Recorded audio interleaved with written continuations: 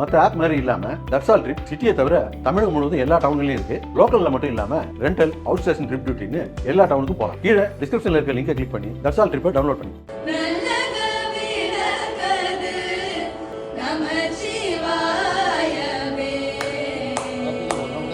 இந்த காணொலியை தொடர்ந்து பார்க்கறதுக்கு முன்னாடி மறக்காம தமிழ் ஜனம் சேனலை சப்ஸ்கிரைப் பண்ணிடுங்க.